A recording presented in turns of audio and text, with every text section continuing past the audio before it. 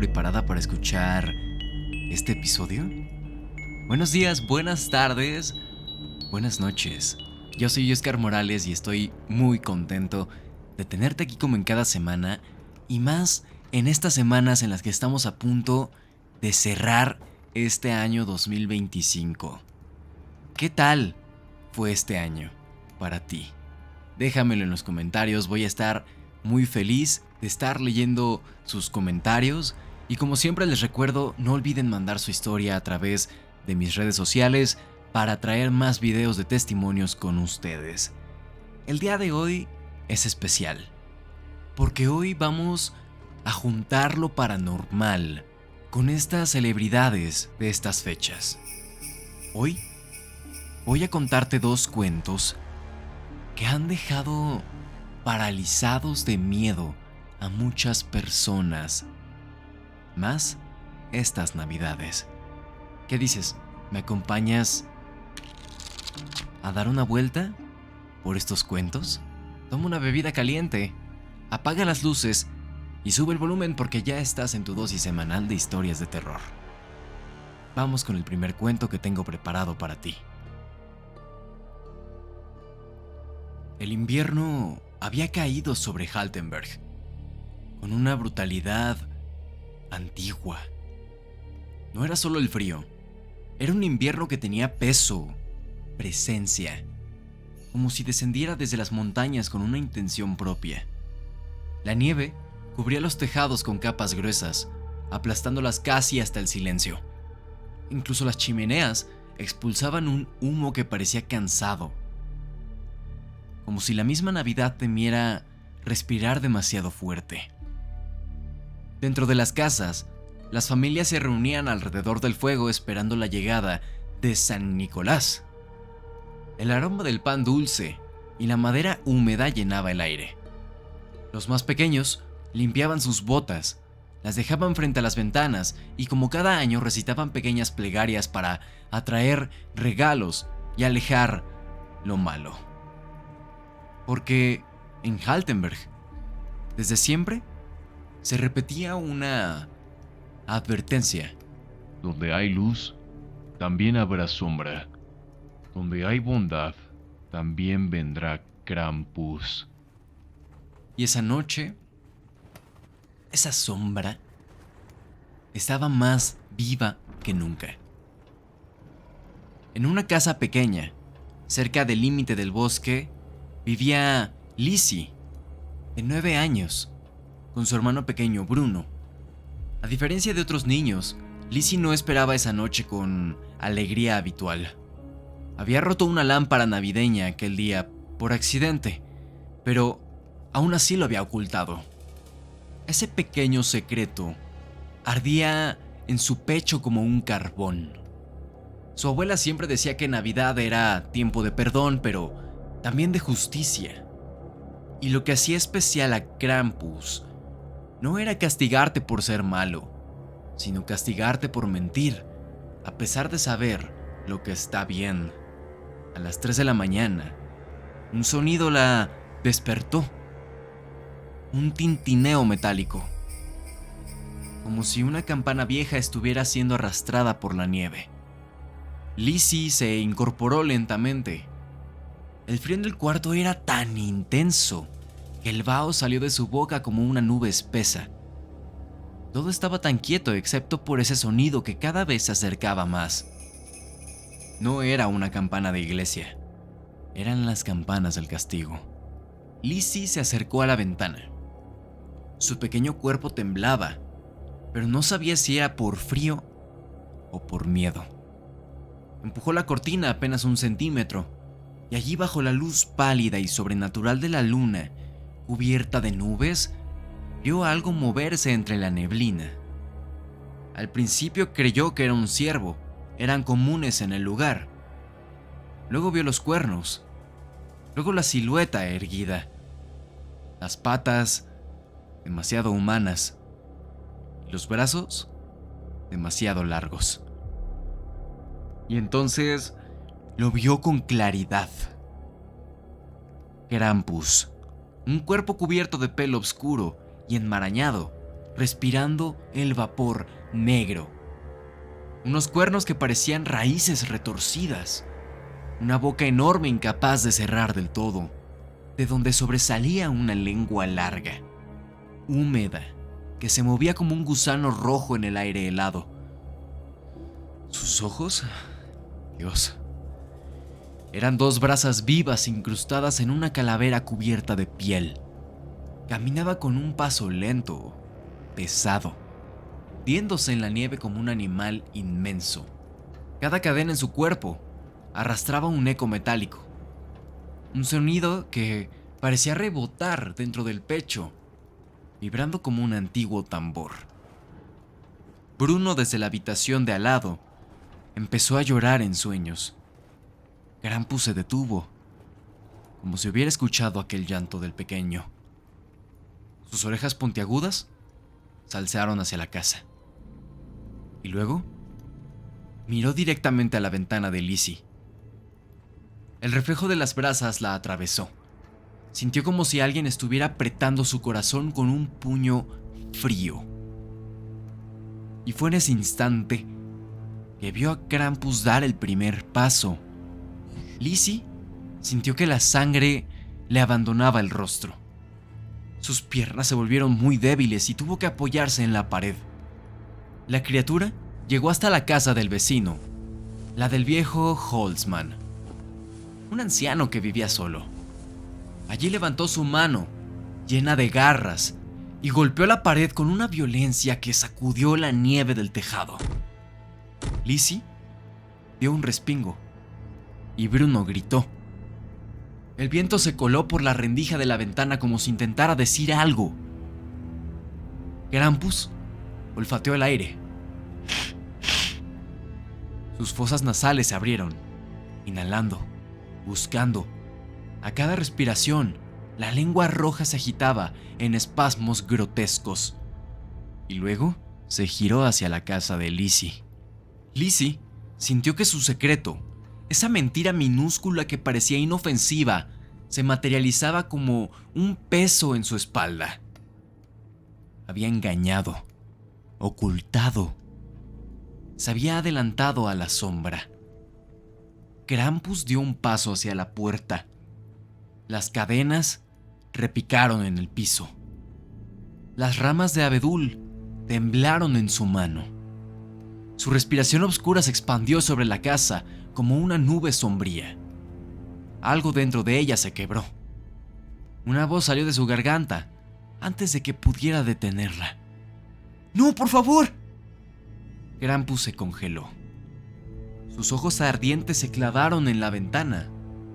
Sus cuernos dibujaron una sombra monstruosa en la nieve.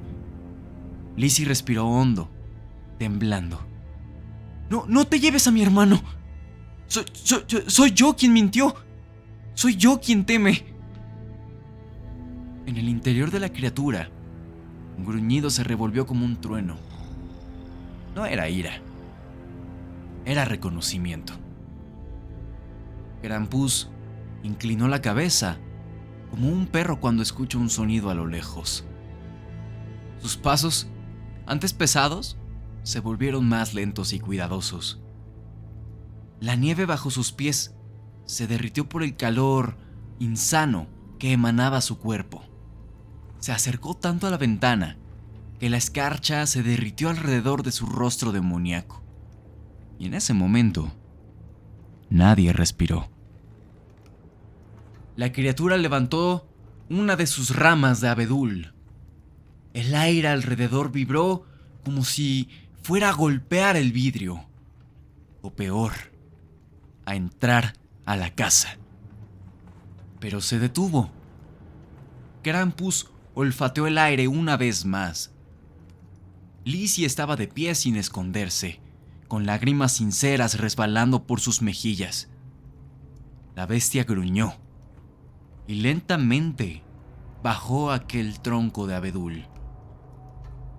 Las cadenas dejaron de resonar, el aire dejó de temblar y las campanas se quedaron en silencio. Krampus dio media vuelta y comenzó a caminar lentamente hacia el bosque. hundiéndose en la neblina como un animal antiguo volviendo a su reino. Antes de desaparecer, dejó caer en la nieve un pequeño objeto, una rama marcada con una garra, fresca, tallada con una precisión que solo la oscuridad podría lograr. Cuando el sol por fin se asomó sobre el primer rayo frío, Lizzie y Bruno salieron a la puerta. No había botas llenas de dulces ni regalos, pero estaba aquella rama. No como un castigo, sino como un símbolo de misericordia. Lizzie la guardó y nunca habló de lo que vio. Pero cada año, cuando las campanas rojas sonaban en la distancia, ella sabía que Krampus volvería y que la Navidad en Haltenberg siempre sería una mezcla de luz y una sombra que observa desde el bosque.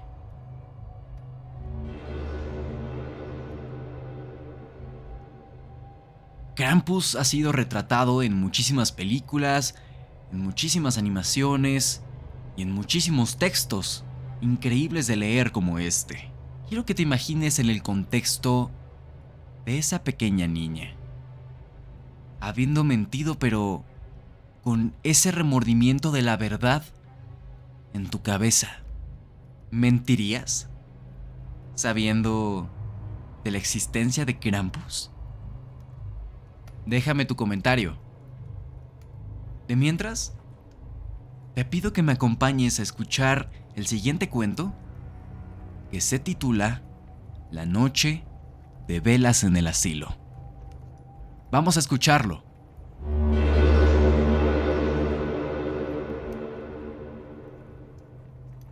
El asilo de San Aurelio se levantaba en lo profundo de la ciudad, casi escondido entre edificios viejos y avenidas que parecían haber olvidado su existencia.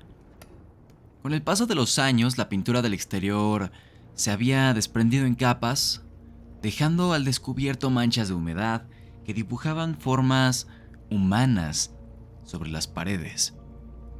En invierno, cuando diciembre avanzaba con su aire cortante, las ventanas empañadas proyectaban hacia la calle sombras difusas que daban la impresión de que docenas de personas observaban el mundo desde detrás del vidrio. Cada 24 de diciembre, sin falta, los pocos residentes que quedaban se reunían en el comedor principal para una pequeña celebración. No habían familiares visitando ni regalos esperando sobre una mesa. Solo quedaban ellos, los trabajadores del turno, y la tenue ilusión de recrear un ambiente festivo. Colocaban un árbol artificial y encendían velas, muchas velas, porque la mayoría de los ancianos aseguraba que la luz cálida los hacía sentir acompañados por el calor que emanaban. Esa noche, sin embargo, el invierno cayó con una fuerza inesperada. Los vientos golpeaban las paredes como si buscaran entrar y una capa de hielo cubría los pasillos por dentro, especialmente cerca de las puertas metálicas que llevaban al patio. Los relojes marcaban las 8 cuando empezó el apagón. Primero se escuchó un zumbido débil, como un suspiro eléctrico, y luego todo quedó envuelto en una penumbra espesa. El único resplandor provenía de las velas repartidas entre las mesas del comedor. Las enfermeras intentaron encender lámparas portátiles, pero ninguna funcionó. Los ancianos, por el contrario, parecían aceptar la oscuridad con una calma desconcertante. Algunos incluso sonrieron como si hubieran estado esperando ese instante desde hacía mucho tiempo. Se acercaron más cerca del fuego de las velas, dejando que sus sombras crecieran sobre las paredes mugrosas y se deformaran con cada movimiento del fuego. Conforme avanzaba la noche, algo extraño comenzó a sentirse en el ambiente. Una corriente fría recorrió el pasillo principal empujando lentamente la puerta hacia adentro. El aire se volvió denso, casi sólido, como si un segundo invierno hubiera nacido dentro del asilo. A partir de ese momento, los residentes empezaron a notar presencias a su alrededor. En un rincón, una anciana levantó la cabeza al percibir una mano sobre su hombro. En otro, un hombre permaneció mirando al vacío con los ojos muy abiertos, reconociendo una figura que se acercaba con paso lento. Ninguna enfermera pudo verlos, pero ellos aseguraban que se trataba de rostros reconocidos, antiguos compañeros de habitación, personal que había trabajado allí décadas atrás y hasta familiares que los habían abandonado en su vejez. Las expresiones variaban. Algunos parecían pacíficos, otros mantenían un rictus de tristeza y otros mostraban un gesto casi ansioso, como si hubieran regresado con un propósito que nadie quería comprender. A medida que la temperatura descendía, las velas empezaron a consumir la cera más rápido. Las sombras se volvían más negras y enredadas en las paredes, tomando formas humanas que se movían incluso cuando los ancianos permanecían inmóviles. Las enfermeras trataron de agrupar a los residentes en el área central, pero muchos se resistieron. No querían alejarse de aquellas figuras que aseguraban ver. Se quedaban quietos, alineados con ellas, compartiendo un silencio profundo como si una conversación inaudible estuviera ocurriendo entre ellos.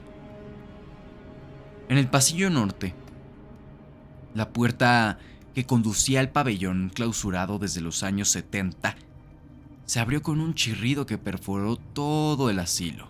Nadie se acercaba nunca a esa zona. Según los registros, allí habían ocurrido incidentes graves relacionados con el mal estado del edificio. Pero esa noche, la oscuridad que emanaba de ese lugar parecía llamar con una insistencia muy fuerte. Uno de los residentes, un hombre de avanzada edad, que ya no recordaba su propio nombre, se levantó sin prisa, guiado por un brillo tenue que solo él podía ver. Caminó sin dificultades, como si sus articulaciones hubieran recuperado una vitalidad extinguida hacía mucho tiempo.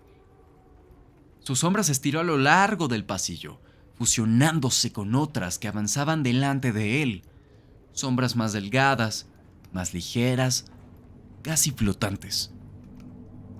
Nadie advirtió su ausencia hasta varios minutos después. Cuando finalmente lo buscaron, la puerta del pabellón clausurado estaba entreabierta y el aire que escapaba de ahí tenía un olor dulce, casi floral, completamente fuera de lugar.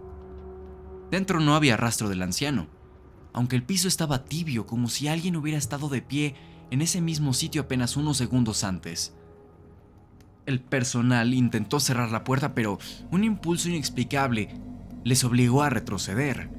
Era como si la oscuridad del pasillo los observara, esperando el momento exacto para avanzar un poco más. Desde el interior se escucharon golpes rítmicos, suaves al principio, como si alguien golpeara la pared con los nudillos. Luego los golpes se hicieron más contundentes, resonando en todo el recinto, hasta que los ancianos comenzaron a murmurar que estaban tocando la puerta para entrar. El apagón continuó durante horas. Las velas se extinguieron una por una, reemplazadas por sombras más grandes que parecían moverse con intención propia. A las 5 de la mañana, la electricidad volvió de golpe. Las luces fluorescentes iluminaron el comedor, mostrando a los residentes dispersos en posiciones extrañas, mirando a un punto fijo, como si estuvieran esperando algo que finalmente no llegó. El silencio era tan profundo que las enfermeras podían escuchar su propia respiración rebotar en las paredes. En una de las mesas faltaba una silla, la silla del anciano desaparecido. En el asiento había un círculo de calor tan marcado que era imposible ignorarlo. El calor irradiaba, como si alguien hubiera estado allí sentado tiempo antes. Pero nadie había entrado ni salido. No habían huellas en los pasillos. No había puertas abiertas. Solo quedaba ese rastro tibio en un edificio dominado por el frío. Esa mañana, la directora del asilo intentó explicar el incidente como una crisis colectiva provocada por el apagón, pero nadie quiso escucharla.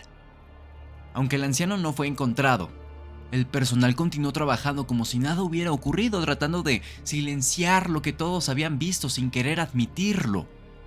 Pero los residentes, ellos no lo iban a olvidar.